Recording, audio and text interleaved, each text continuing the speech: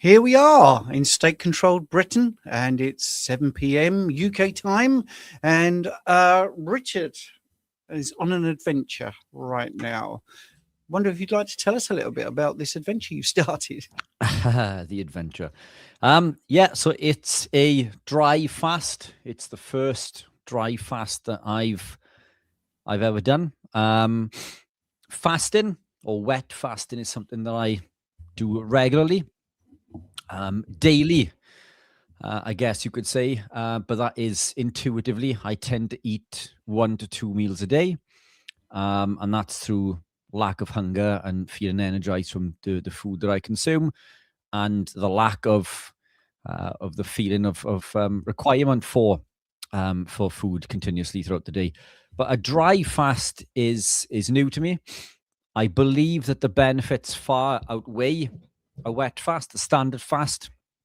I've done maybe 12 to 16 hours previously without thinking when fasting, but I'm actively pushing for 20. I'm going to do 24 hours, and then I'm going to either break that with water, electrolytes maybe, and continue with a wet fast, or depending on how I feel, I'm going to push forward. But we're doing this as a group in our school group, and we have set up a private WhatsApp group. So if you are in the school group and you want to partake, then it's not too late. Let us know in the chat, and I will send you an email address to send me your number, and we can add you to the WhatsApp group. But currently 2 hours in. So yeah, it's still early days, but I will keep you updated. Oh, cool. Exciting so how many's in stuff. It is. How many's in the group? Currently 9 or 10, I believe. Okay, that's cool. So small group, but yeah, it's some of us are doing. What we've done is we've left this open. So we've said you can join and do as little or as long as you like. Some are doing 24, some are going to do 48, some are going to do 7, which is absolutely mind-boggling. But yeah, so if you're up for that, if it's something you want to experiment with, I would recommend that you not do a dry fast unless you were used to fasting, wet fasting. You know, people do, and people thrive on dry fasting. But my personal opinion is, I think some experience with wet fast is required for this. It's not something I would recommend generally, not to eat or not to drink for a couple of days. There we are. Laura's going to do the 24. Yeah, I'm going to do 24 and see how I go. So fingers crossed, I'll be still going strong and pushing for 36 and then 48, and who knows. Brilliant. That's brilliant. It's very exciting. April there with a $19.99 super sticker, which is great to get that sort of support. So thank you for that. Right. Straight on the question that April has asked is, hi fellas, when is the best time to take an NAC supplement for carnivore support at low? Maybe 200 milligrams to start morning and evening. Well, it's always best in the morning if you can, on an empty stomach, and wait about 30 to 60 minutes before eating. But yeah, I think that's very low. That is a low dosage. Most people start with about 600. But yeah, if you want to start at 200, that's fine. Be interested to know why you're taking it. But what do you think of NAC, Rich? For carnivore low carb, I'm not a fan. I think it confers benefits if you are not carnivore ketogenic, but I do think it may be potentially problematic if you are ketogenic and carnivore. But that said, I mean, this is a low dose, and it does depend on where you are on your journey also.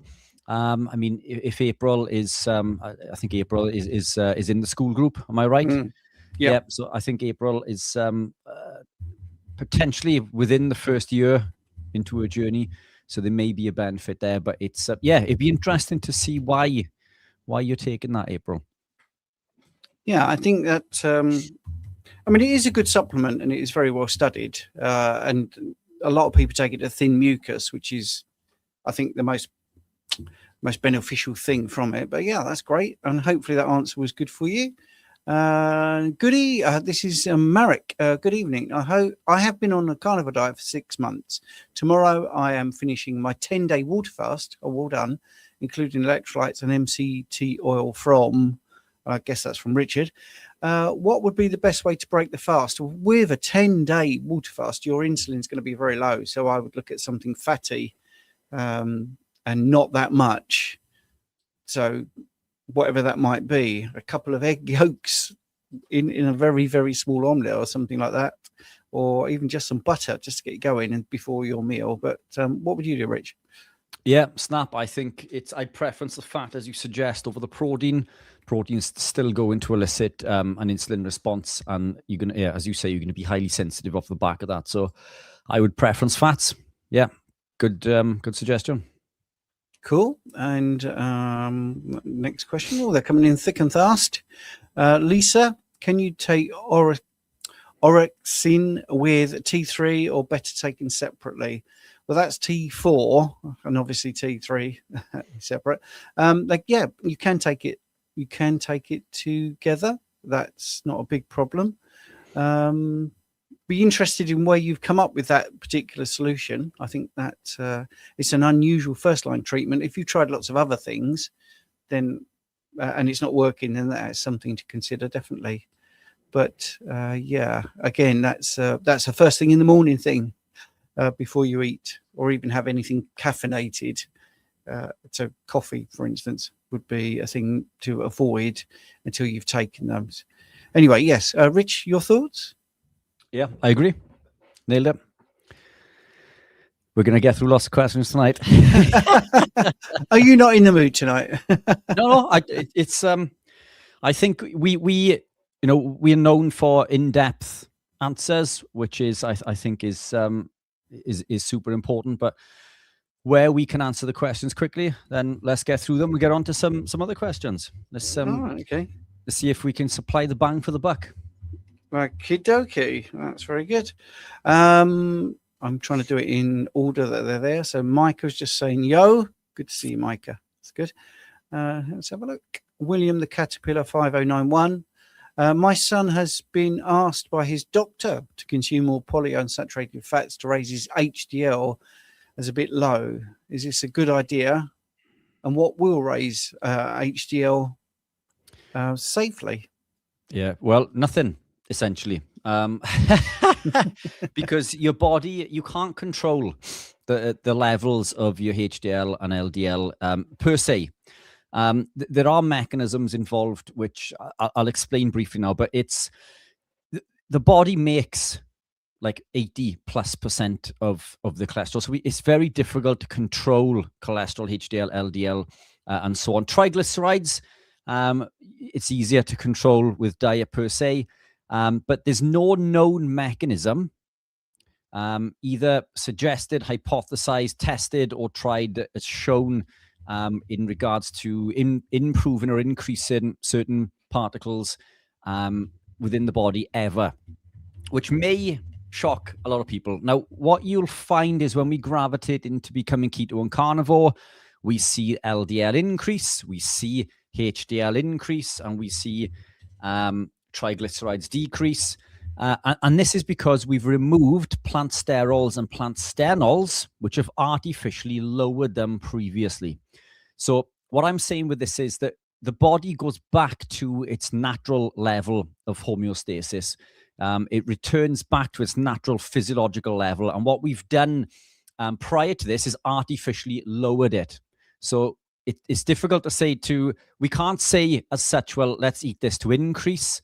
But what we have done is decreased it through consuming things like plant sterols, plant stenols, margarine, and so on and so forth. These compounds which are artificial, and the body basically can't, it looks so close to human cholesterol that the body can't tell the difference, so it stops making as much cholesterol. So when we go or become low carb, ketogenic, and carnivore, and we remove plant compounds and we remove the fake fats, the plant sterols, plant stenols, the body's level of cholesterol returns back to its natural level. We see a correction in triglycerides, which is, that triglycerides increase by a number of things. fructose, fructans, alcohol, so on and so forth, sugar, or carbohydrate. So when we remove all these, the triglycerides come down and the HDL appears to increase, but all it's done is gone back to its natural physiological level. So the best thing that you can do in regards to this is remove as many plant compounds as you can, remove as many fake fats as you can, consume the saturated fats, and try to remove as many of the artificial compounds as possible. But any plant sterols, plant stenols is going to artificially lower this. And you can see this for yourself if you are to Google a condition called cytosterolemia. Cytosterolemia is a genetically inherited condition in which the sufferer loses their ability to remove plant sterols, plant stenols, or the effect that they cause in regards to the oxidation. And this leads to early onset cardiovascular disease in as early as childhood. So basically, if you are ever concerned about saturated fats causing cardiovascular disease or any heart conditions, Google cytosterolemia, and this is proof positive that it's not the saturated fats, but it is in fact the fake fats, the plant sterols, plant stenols, the oxidized omega-6 linoleic acid or vegetable oils, seed oils. These are the compounds that are going to damage your cholesterol, damage your arterial wall, cause oxidative stress, activate pathways such as the NOx pathway, NADPH phagosome oxidase, and NFKB, nuclear factor kappa B, and it's going to lead to dysregulated cholesterol and inflammation and so on and so forth. Great answer. That's really good. I'm busy doing my admin, as all the questions are definitely coming in thick and fast, and some comments as well. So let's go to the next one, which is oh boy, we are going very fast. Let's go. I'm pretty sure Dr. Ab said that most NAC supplements confer no benefit. NAC is used in emergency hospital situations in one of the most studied supplements, I think. But you know, we all have opinions, which we're allowed to have. Lily Lula, I think that is. A few years on carnivore diet, carnivore on and off. Currently half a year without sugar. Well done. I got tooth infection, got 2 antibiotics, and been kicked out of ketosis. Feel really bad. How can I help myself? I don't think you'll find antibiotics can directly kick you out of ketosis. Yes, you get some gut microbiome disruption and some GI symptoms. Maybe your illness has done that a little bit because you've got some slightly elevated cortisol or something like that. But I would say just keep eating the way you're eating. I think you'll get back into ketosis if you've avoided sugar for 6 months. How did you measure that you're out of ketosis? Are you just guessing? But I don't think you can blame it on the antibiotics unless, Richard, you know of a mechanism, a direct mechanism. I mean, medication can affect the liver, which may hinder ketone production. I don't think that's going to be the case with you if you've been ketogenic for so long. But, as Stephen says, just get back on it. Just consume the natural fats and animal proteins, and the body will correct itself. There's only so long that it's going to be out of a ketogenic. The other thing also is that if you're testing ketones and you've been on the journey for this long, if you're testing with a breath monitor, for example, or the urine strips, these are going to measure acetone and acetoacetate, which are wasted ketone bodies. Excuse me. And these are ketone bodies which you are no longer going to be producing because you're adapted. If you're measuring BHB in the blood and you've been on the journey for over a year, then it's likely that your ketone production will appear to be very low because you are adapted. So the longer that we live the journey, the more we upregulate the body's ability to produce BHB, transport it via the monocarboxylate transporters, and utilize them within the cells by certain enzymes, BDH, ACAT, and SCOT. So essentially what it means is if you've been on a ketogenic journey for longer than a year, your blood ketone levels may be less than 0.5. So you may think that you're not in a ketogenic state, but in fact you are, and it just shows that you are adapted and upregulated. Yes, it's brilliant. Good answer. Let's get to the next question. lots of admin, lots of questions, and Richard is super fast tonight, which is excellent. But I'm not being super fast. So here we go. I need a bit of training, get a bit more match fit. So my brother wants to go carnivore on a blood thinner, told he has to be for life because they don't know what caused it. Any advice? Firstly, lots of people are told they're on medications for life. Doesn't necessarily that you are on medications for life. This is not medical advice. This is just information from the hundreds and thousands of live streams both Richard and I have done. And we've talked about this, the chronic progressive type 2 diabetes is actually something that people do reverse.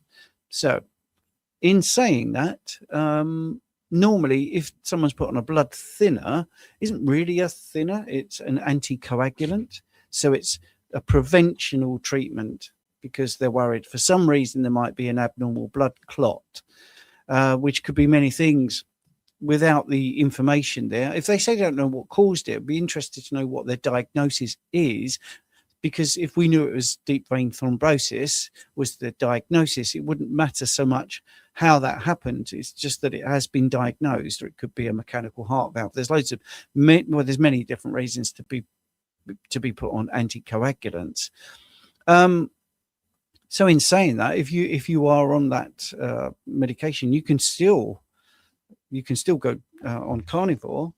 It does affect your vitamin K status. K, by the way, is German for the German first letter for coagulant. If you're wondering why it's called vitamin K, because it was discovered by a German researcher, so he called it vitamin coagulant.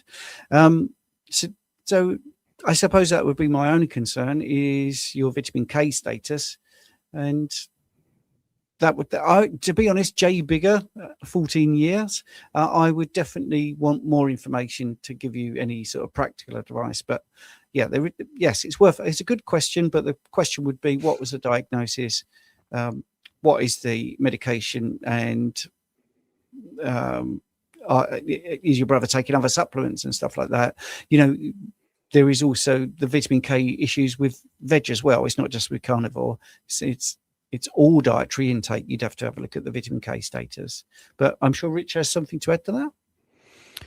No, brilliant question. I completely agree. I think it's there's so many times we've been told that clients are going to be on meds for life. I mean, it's there's probably not enough information to get into there. What I would suggest is booking a consultation with either Stephen or myself, and we can probably look at the bloods, other background, and see maybe other pending concerns. But look, no harm is ever going to come for someone gravitating into what we would deem to be an ancestral appropriate lifestyle. Animal proteins and natural fats quite literally make every cell within the body. We fear becoming ketogenic and carnivore because, oh my goodness, what about all this meat and all the fat? But said person wouldn't think twice about going to McDonald's or Domino's and smashing, a huge Domino's pizza and then a KFC after, and then followed up by ice cream and a can of Coke. So I mean, look at it logically. There's only benefit to be conferred by gravitating this way. We're gonna gotta get them in. We're gonna block inflammation. We're going to allow the body to heal and repair. The proteins are going to allow the body to build. Every cell within the body, fats and proteins, as I say, quite literally make every cell within the body. So it's, I certainly wouldn't be put off. But look, it's what I would say is that if your brother is not already low carb and keto, then I would do that first. I would gravitate low carb and keto. Many people go carnivore and see huge benefits, and that's fantastic, and they are out there. But in my experience, and I'm sure Steve can attest to this also, the clients that I work with who have jumped into the deep end always come back and say to me, I wish that I found you and Stephen sooner, and I wish that I gravitated slowly, because yes, I'm there now, but I encountered all of these problems along the way, which I think may have been negated if I had gravitated slowly. There are many reasons why I think somebody would confer benefits to gravitating slowly. But that would be my first protocol. Do it incrementally. You can structure a plan over maybe 4 to 6 months towards carnivore. But low carb ketogenic, I think, would be the way to go, and slowly increment towards more animal based. Brilliant answer. Cruz, a big supporter of Skool and giving us $10 there. Thank you for your superb feedback at Skool. When I don't know who you're talking about. Might be both of us. Might be Richard's brilliant getting everyone to do a dry fast, or people that are in the right position to do that. Anyway, but whoever it is, thank you so much, Cruz. Your support is appreciated ever such a lot. So let's get into the next question, which is from Get Fit, Eat Meat. What are your thoughts on the concern that people are low in B1 on carnivore from Dr. Ken Berry videos? Thank you. Well, I don't not seen any videos that say that. Don't forget that B1 is essential for carbohydrate metabolism because it converts glucose into it goes through the pyruvate dehydrogenase and other enzymes. So a high carb diet person needs more B1, which is a common thing. We always say that sometimes when people have low, in inverted commas, levels of B1, it might be because that's physiologically what we need. So there are some studies, observational studies, that reckon that people on low carb or keto diets have low B1, but is there really any clinical relevance to that? Not normally. There's no presentation for most people, but you do get B1 on carnivore anyway. But if you're eating pork, organ meats, even muscle meats, definitely have some fish, shellfish. So I think B1 needs are likely lower on carnivore. That's the main thing I would say. What do you think, Richard? Yeah, 100%. I think as you say, the absolutely 100%. And I haven't got the T-shirt on this week. No, that's why I laughed. I thought we need the T-shirt. Yeah, I should have put it on. Look, I agree. I think the requirement is lower. Pork is by far the best source of B1, 5 to 10 times higher than anything else. But as you say, organ meats contain way more B1 than like beef, for example. A lot more. Still very low in comparison to pork. But organ meats, I eat organ meats. I don't eat them every day. I tend to eat them 3, 4, maybe 5 days a week. I'll tend to pick up liver and kidney in the butcher once a week, and I'll eat around maybe 500 grams of liver a week and a couple of kidneys, and I'll throw some extras in if I feel like. So I don't overconsume, but I do think that they are incredibly important and beneficial for methylation and for the folate cycle and many other things in the body, which some of us may be devoid of. But again, we see carnivores who just consume beef and lamb and absolutely thrive with no issues with being low with B1. But if you are concerned, then put some pork in. I eat pork. I think that it can be problematic, but it's something I tend to eat maybe once a week. Bacon maybe once a week. Pork chops I'll throw in now and again. It's not something that makes a staple, but again, I'm not against it. I just think that pork tends to be more oxidized. The linoleic acid levels tend to be around 10 to 20 times higher than beef. Although if it is fresh, it tends to be non-oxidized. But then histamine issues I tend to suffer with if I consume too much. But if you are concerned, pork is a fantastic option. But as Stephen says, if you're consuming organ meats and you are consuming a lot of muscle meat, then I generally don't think it's a problem. Excellent. All right. I see there's a a question coming up we won't be able to answer. Well, I wonder if you can guess what the subject is. But anyway, let's get to the ones that are currently going through. Mr. Tired. Okay. Lugo's iodine, 15% in 500 milliliters of water seems to be helping to clear stubborn sinus congestion. 3 years carnivore, not triggered by dairy. Any long-term consequences to drinking it? That's a pretty high dose. Is it working on clearing your congestion? I think if you're doing it very short term, that's very unlikely to cause a problem. We do excrete it. We can do iodine clearance tests to see if that clearance system is working. But I would be a bit loath to continue it, long term, because that is quite a high dose. And yes, people can be deficient in iodine, but you can also have an excess of it, which means your body has to work very hard to excrete it, to detox it all the time, which might not be that good. So I would ask firstly if that if the sinus relief is happening and occasionally you're doing this, there's very little long-term risk. But ingesting that high dose continually, I think could it even get to the point where it impairs the function of the thyroid? It's all about the dose sometimes. We even talk. It isn't just about that one thing. Richard and I talk about this all the time. Too much fat, too much protein, not enough fat, not enough protein, too much water, not enough. So it isn't just this one thing. Your body does not want too much, and that's the key. Too much. It's English of anything, because it's literally too much. That's why we have that sentence. So if it's doing what you want it to do and you don't feel there's any adverse effects, then it's probably okay. It's not medical advice. This is just factual advice. But I think, long term, maybe don't do it. Richard? Yeah, I agree. I think, look, if something's beneficial and it's working, then fantastic. Who are we to say otherwise? But it's we do see many people who confer benefits with iodine, but it's got to get them in, haven't we? Yeah, too. But look, it's they've tried something, it's working. What I have found is that even 3 years of carnivore doesn't undo a lifetime of abuse. So sometimes we need a helping hand, which, coming back to the other supplements like the NAC and so on and so forth, these things I think can be beneficial potentially in the early stages. But once you're, 4 or 5 years in, these other supplements seem to, so there we are. Jonathan, NAC is an excellent supplement for those with unpaid glutathione production. So it's, which tends to be, people who are not ketogenic or carnivore for a prolonged period of time, unless there are external factors going on. But that's what ketones do. Ketones increase glutathione. So all of these things that we look to supplement with, the body will do them naturally in most cases when we are ketogenic. But look, I own a supplement company, so I'm all for supplements. But I do believe that the foundation is the most important, and what we put in is what we get out. If the input is wrong, the output is wrong. So we all need to start with diet. Nutrition is the foundation to everything. You can't out-train a bad diet.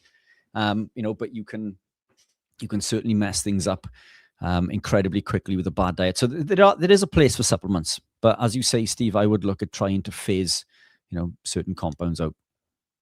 Yeah, absolutely. You're absolutely right, by the way, Jonathan. And I'm doing a live with Jonathan tomorrow night. I think tomorrow night, 7 p.m. So that'll be interesting. Right. Somebody mentioned Skool earlier, and I've had a couple of messages. What's Skool? Skool is a place where Richard and I are the co-hosts, and you can have discussions galore. For instance, we've talked about the dry fast. You see, look at that, 61 messages about the dry fast starting that he's doing with a few people. And then we talk about people who've got questions about fermenting stuff, and obviously there's a lot of Christmas messages. You can also join the classroom if you join Skool, and there are courses for keto. There's 19 tips for carnivore, and then how to do it, thyroid, free ebooks and videos all about the thyroid, questions about dairy with videos, fruit and veg, exactly the same thing, protein. My Substack tomorrow is the ultimate guide to protein, by the way, just out of interest. Problem solving, free books, free ebooks, popular videos, loads of stuff. Or you can go for the premium content where there's lots of educational stuff as well, and the calendar is absolutely jam-packed with question and answer sessions. This week that's just gone, we did one at 6 p.m. I did one 7. There was one at 8:30 Richard did about dry fasting. Then there was a couple of lives on Wednesday. I did one on with Harry yesterday, and here we are at 7 p.m. And we've also got one tonight at 8 p.m. We're our Skool members. So if you've asked a question, and as Richard says, we've been pretty quick with our answers, but we're still not going to get through them all because you just asked so many questions. You could consider joining Skool. So I'll put a link in the chat, because while I'm doing that, there is a question that I think is very Richard specific. So I'll be doing that while Richard answers this question from Micah. Can you buy Keto Pro stuff within the EU already? Ordering from the UK is a pain in the bottom. Yeah, well, you can order from the UK for us to ship into EU, but it's going to be quite some time until we're in a position to sell from the EU. We are currently selling some of the flavors of electrolytes on Amazon into the EU from Germany, but it's without getting into too much detail with this, it takes an awful long time to build a solid listing on Amazon. We've been selling there for almost 1 year now, and we are still losing money on the listing because it costs an awful lot to get your product onto the first page. You basically bid and compete for keywords, and the product out there yet it's not well known, and we're still trying to build traction on there. We quite literally can't afford to put other products in until we can build the brand from that standpoint. So yeah, we do have a warehouse in the EU that we can ship from, but it's not cost effective currently in order to sell direct until we can build the brand up in the EU. It's incredibly difficult. It's we get people asking all the time, can I be a distributor for you?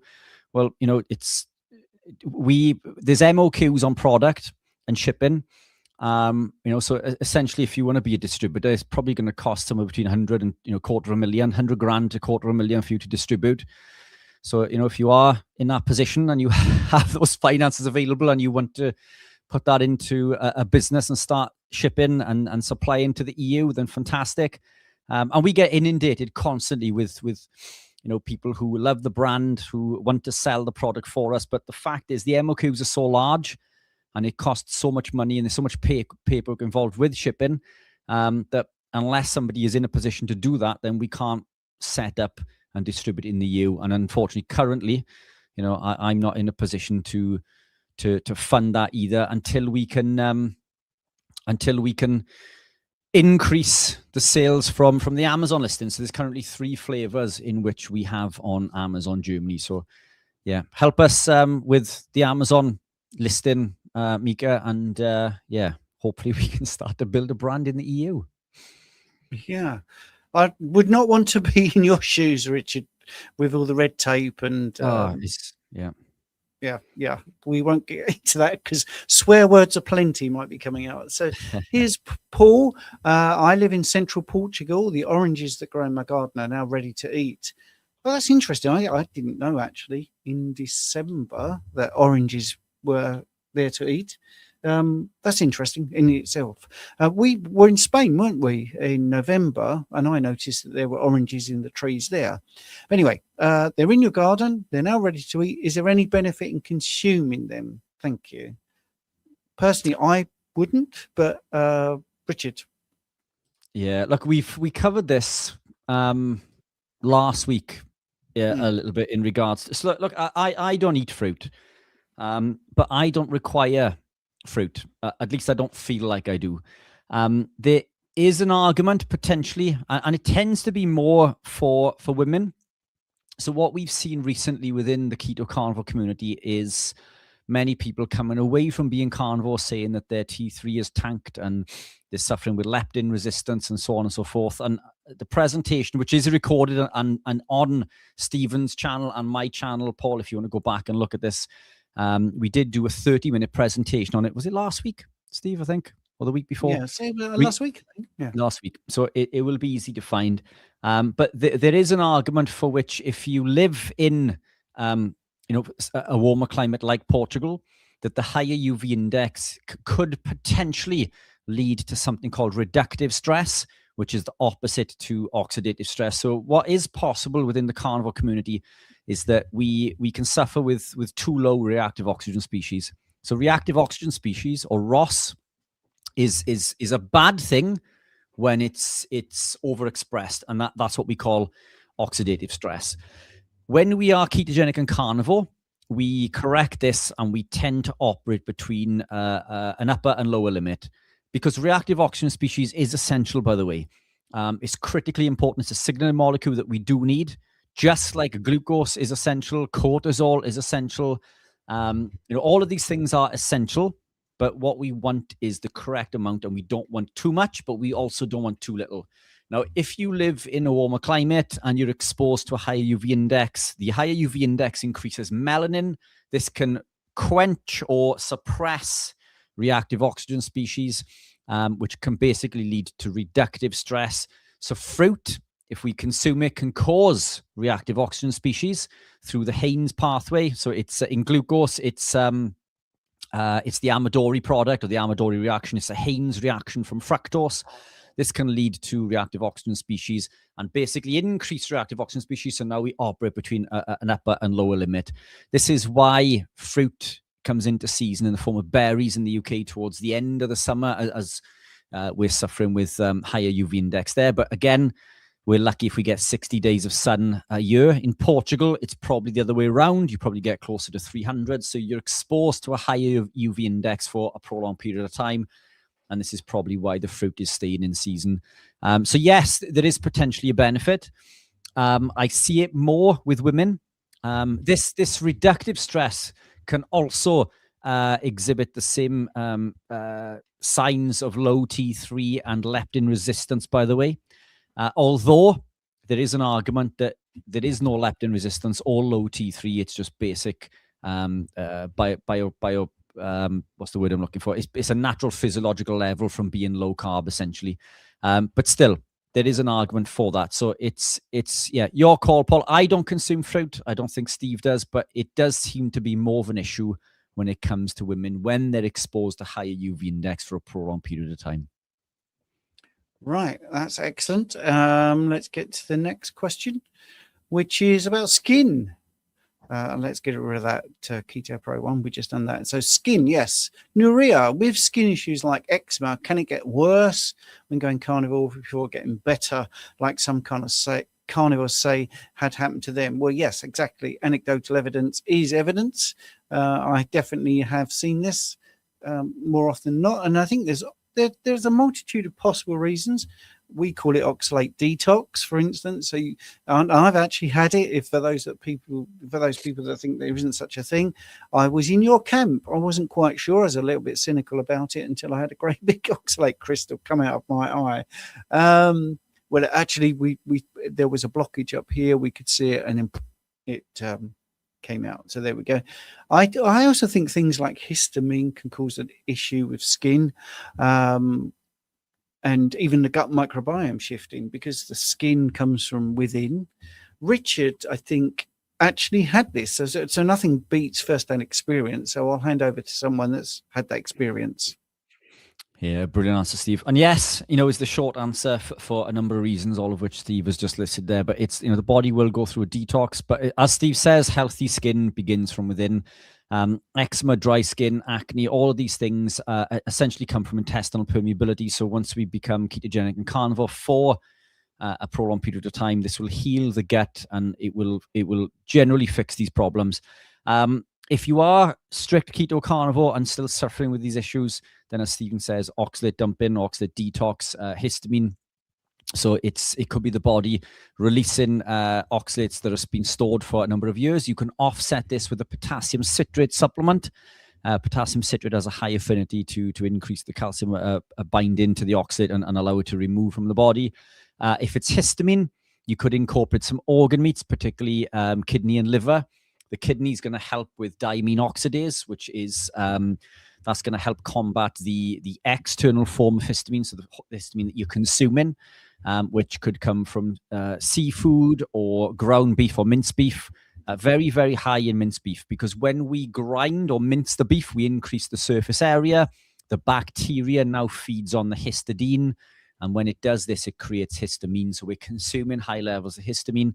So the DAO, diamine oxidase, can help reduce this. If you're suffering with a histamine problem that is made from within the body, then you can look at increasing something called histamine N-methyltransferase, HNMT, and we do this via SAMe, S-adenosyl methionine, which is all part of the methionine cycle. So in simple terms, what we need to do this is increase B vitamins. Organ meats are abundant in B vitamins, so if you consume some liver with it, lamb is my preference. Very high in all the B vitamins, all the ones that we need to increase that HNMT pathway. Then this can help offset that histamine response. So this is why I consume liver and kidney every week, or at least most weeks. It's for these reasons, because I love ground beef, but it does cause problems. And I love seafood. If I'm away, then I'm all for seafood, but they are way higher in histamines. And if you're ketogenic, obviously there are lots of vegetables that are going to be higher in histamines, fermented foods higher in histamines, so you can offset all of these things. But yes, incredibly common, but keep pushing forward. Big contributors, even when you're on carnivore, eggs can be problematic still. Dairy, very problematic. So if you're still consuming dairy, then consider removing that. What I would suggest if you are carnivore is to go lion. So I don't recommend anybody does this unless it's an extreme circumstance. But if you've been carnivore for a prolonged period of time, go lion, which is essentially ruminant animals, so beef and lamb, and nothing else for a few weeks. And what you'll find is that this will improve. If it is to do with oxalates, the potassium citrate will help offset this. Then you can start reintroducing compounds. The reason that you can't do an elimination protocol, which is where we remove one thing at a time, is because there could be more than one thing causing issues. Coffee is another thing also. So that could be a contributor. And generally what we tend to do is if we reduce something or remove something on what we deem to be a restrictive lifestyle in general anyway, then we're going to consume more of the other things that we can consume. So for example, if you drink coffee and eat eggs and eat beef, and you're just going down to beef, or you're just removing the coffee, then you may consume more of the eggs. More of these eggs may further contribute to that problem. So a full elimination protocol, and then we reintroduce. Yeah, why might someone suddenly get problems with eggs then, Rich? Do you reckon? As you've been, again, one of those that have experienced it. Yeah. So there's a protein in eggs. There's a number of proteins in eggs. One of the main ones that cause problems is overmucoid. So look, my opinion on this, and this is my opinion based on my experience, and I'm sure you can attest to this, and I know that many other people in Skool also can attest to this too, is that when we become ketogenic or carnivore, when we come away from a standard lifestyle or consuming lots of compounds which contain many anti-nutrients like plants, for example, we start to consume eggs. Eggs is incredibly nutrient dense. Eggs are incredibly nutrient dense. We start consuming eggs and the body sees the nutrients coming in and it grabs hold of them. So we're consuming the eggs and it's like, well, give me all of these nutrients. This is what I need. Fantastic. The body then will start to heal and repair. And then this can take some time. As we say, we begin a ketogenic or carnivore journey, and we think that these results are going to be in days or weeks, and we see huge benefits in that period of time. But full recovery, in my opinion, takes many years. If you've been mistreating the body for 20 or 30 years, it's not going to be fixed in 2 or 3 weeks. So we start consuming the eggs, and the body is using the nutrients within to heal and repair, and it's loving the nutrients from the eggs. Then we've healed, we've fixed the body. So this tends to happen to carnivores who have been on the journey for maybe a year or two. Now we're eating a lot cleaner. We're no longer we've come away from low carb keto. We're not consuming the plant compounds. We're not consuming the nuts. We're not consuming the seeds. We're consuming beef and lamb, which is where most of us tend to be, beef and lamb. And then we start to consume, we're still consuming the eggs, but now we're putting in this nutrient, which is the creme de la creme, because beef and lamb is the best thing that you can eat. And I would argue lamb is number one, but I do predominate beef because I love beef. Beef and lamb. We're eating beef and lamb. Now we're in a position where the body has the option of beef and lamb or eggs. So where do you think it's going to preference when the eggs still contain these proteins which are problematic? Well, it preferences the most nutrient dense. It's going to consume and preference the beef and the lamb, and it's going to push the eggs to one side and now say, well, wait a minute, the overmucoid in the eggs is causing me problems. I don't want those eggs anymore. And now, you gravitate more towards the beef and lamb, but it's a natural progression. That's just my opinion. And I think that it rings true on almost every carnivore that I've ever spoken to. Eggs made up I used to consume 8 a day, and I was thriving for many years on eggs. Number of years ago, probably 2 or 3, I noticed they started to cause gastro issues. They started to contribute to migraines. I was just getting little niggles. And whenever I removed them, I felt better. So now, I consume eggs sparingly. I still eat eggs, but I don't eat anywhere near as many as I used to because my body preferences the beef and lamb. So I think it's just a case of that we use the eggs in the early days because they were the most nutrient dense food and highly accessible as well. So they're easy to digest. We take the nutrients, the body heals and repairs. Then it's just moving deeper down that journey. Basically, we're body's preferencing the most nutrient dense foods with the least amount of compounds that are going to be problematic. And it's a natural progression, and one that we see through many years of these incremental changes.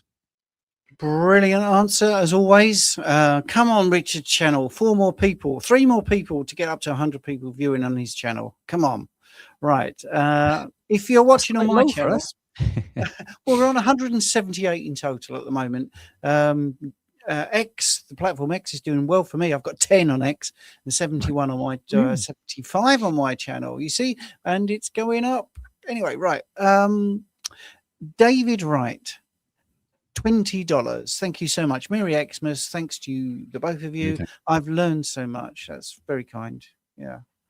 Well, we learn, don't we, Rich, every day? 100%. Every day is a learning day. And it's, I mean, you and I, Steve, this is quite literally what we do, isn't it? I mean, it's every day is a learning day. And the deeper that we travel down this rabbit hole, the more we realize we do not know, which further fuels that desire to learn. But it's, look, it's a series of these incremental changes, isn't it? But David, thank you. I mean, massively appreciated. It's it's an addiction, I think, for us, isn't it?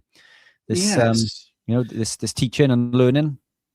Yeah, I mean, I haven't spoken to Richard this week. This is the first time we've spoken since Monday in school, and he doesn't know this, but I did a Substack article, and it was blowing the lid on how the numbers have been manipulated in the cancer survival rates, and how no one's actually living longer. It's just the way they're doing their stats. And I normally get about 2,000 people read my Substack. Oh, by the way, Richard, you've got 102 viewers on your channel now, so that's great. Keep them coming. And if you think we're being silly when we say about the YouTube, we really need these numbers. Well, I got shadow banned on Substack because I average about 2,000 views every single day for every new article. And the day after the one I blew the lid on the cancer stats, I got 83 views. Now that's weird when since February, every single day I've had 2,000 views. I do something about how the cancer survival rates have been manipulated, all with documents and references and things that you can get on the Freedom of Information Act. And the next day I get 83 views. So it's important to keep subscribing, get those notifications, do likes and comments and stuff like that. Hate to be boring, but it does really help us. Right. Talking of which, are you excited for Coach Stephen and I to hit a live stream together soon? Yes, I'm excited. Yeah, this time tomorrow night we'll be almost 45 minutes into it. Thank you, Jonathan. Right. Maria. I once knew a girl called Maria. Hi. Why high blood glucose on carnivore? Well, how do you get to high? What do you mean by high? Because what some people think is high is actually just normal. So I'd like to know what your high is. So if you're talking 200 milligrams per deciliter, or you're talking 8 millimoles per liter, is that high? Is it high when you're working out? Because Richard's, I think, goes into the double figures for millimoles per liter when he's exercising. That is not enough of a question. Sorry, Maria. But if you're under 127 milligrams per deciliter, which is 7 millimoles per liter, you haven't got any problems. That is officially okay. Under 127. Over 127, you elicit the polyol pathway, which starts to be problematic. And then when you get to 180 milligrams per deciliter, that's the renal threshold. That's when most kidneys start to spill glucose into the urine, which is actually the definition of diabetes mellitus, which is honey tasting urine. So we need more information, I think. So we'll go on to the next thing, unless Richard, you want to add something? No, fantastic. Because this one is right up your street, I think. Does one really not absorb any of the vitamins from plant foods? How is it that one can live for so long when eating vegan? Right. Brilliant question. It is. Before you get into it, living long and living healthy are two different things, by the way. But anyway, yeah, Richard, go for it. Yeah, brilliant. Let me just let me get something up quickly. We did show some of this on last week's. So look, we're not saying that the, let's go back to the question. I'm just sharing the screen there, Steve. I don't know if you can see it. If you can share it. Yeah, you know I love this one. Fantastic. You do indeed. Or in fact, let's click it back to this. So does one really not? So of course you do. I mean, it's the body's going to take nutrients from anything that you consume. And if you're only consuming plant compounds, the body is going to take nutrients from there, but they're not as bioavailable and in as high a quantity as one would think. So you can live as a vegan, but it doesn't mean that you're thriving. And these are two different things. We see bone degradation and muscle wastage from people who are vegetarian and vegan for a prolonged period of time. And this isn't me nitpicking or having a dig at anyone. These are facts. If you do not consume adequate animal proteins, we see this. We see muscle wastage and bone degradation. You can live for many, many years being vegan or vegetarian. And especially in the early days, you may even see a benefit because you've removed processed foods. You're actively trying to be healthy. You've removed most of the toxic compounds. So just becoming a vegetarian in the early stages, you may actually see big benefits because the body is now devoid of most of the toxic compounds that one would consume on a standard lifestyle.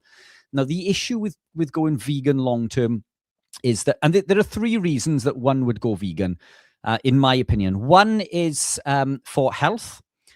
Second is for the betterment of the planet. And the third is for animal welfare. These are the three reasons I am carnivore, because carnivore is the healthiest way to live. We need animal proteins.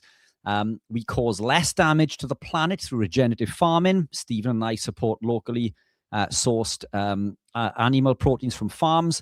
And this basically increases the ability to, my God, where am I going with this, Steve? We basically cause less of, oh my goodness, I lost my trail of thought.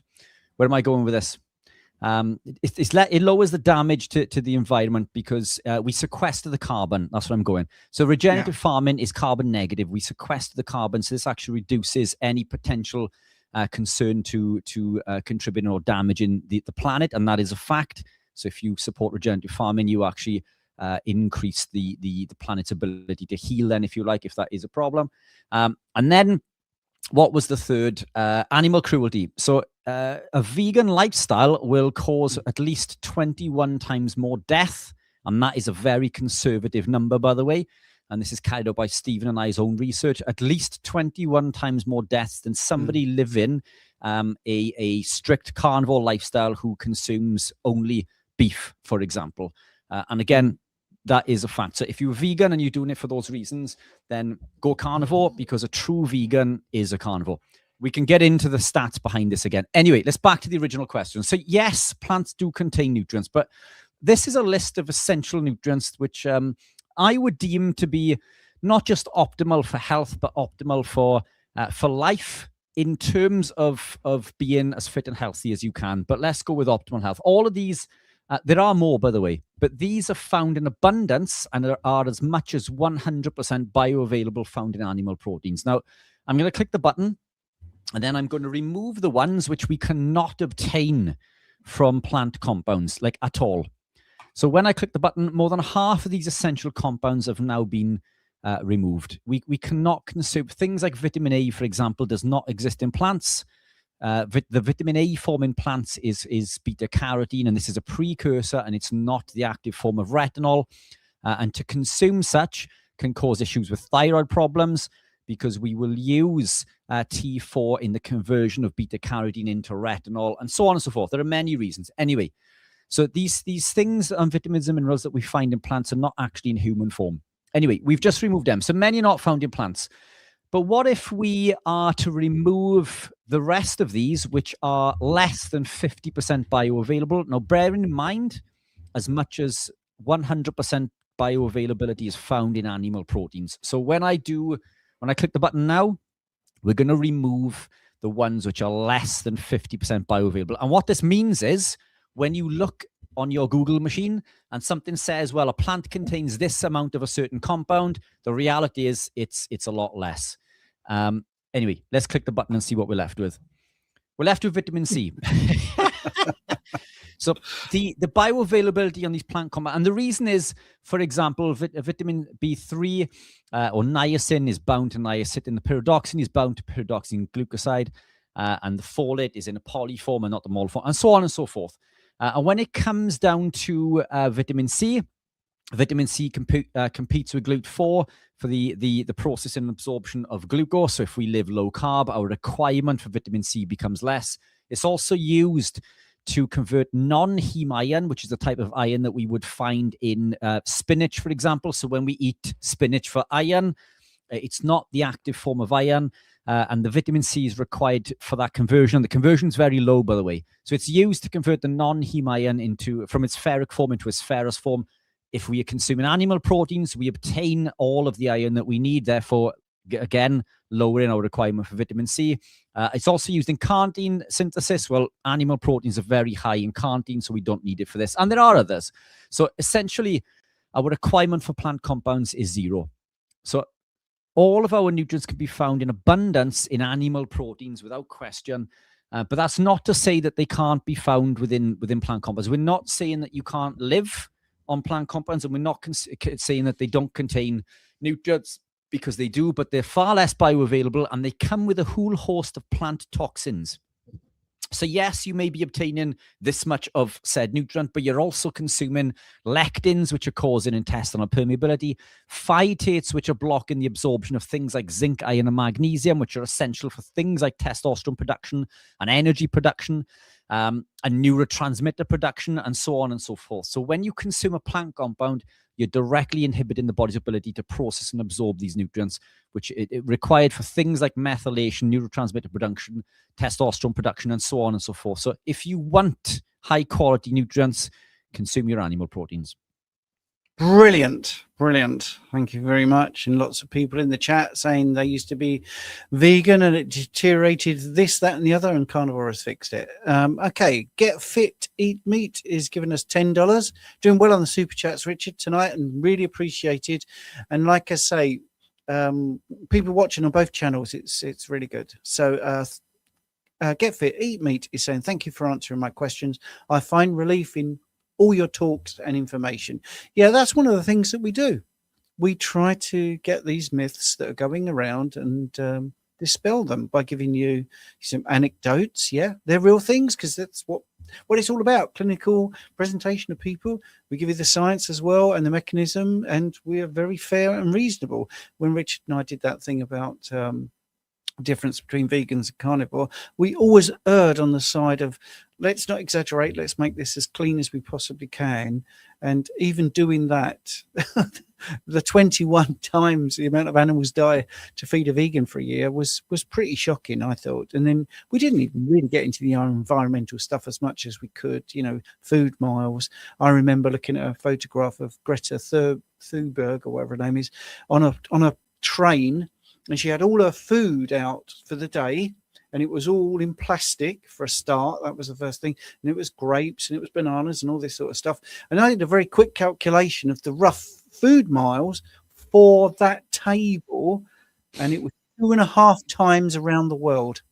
So 2.5 times around the world. And it was just that table with all her different stuff on. Right. So with that said, thank you to everyone on YouTube. We have got to the end of the hour, and it's been an absolute pleasure. I've put the link into the Skool if you want to come and join us for an extra half hour. For those that didn't get their questions answered, firstly, I want to say, because I do look ahead, brilliant questions, and I'm absolutely gutted that we didn't get to them.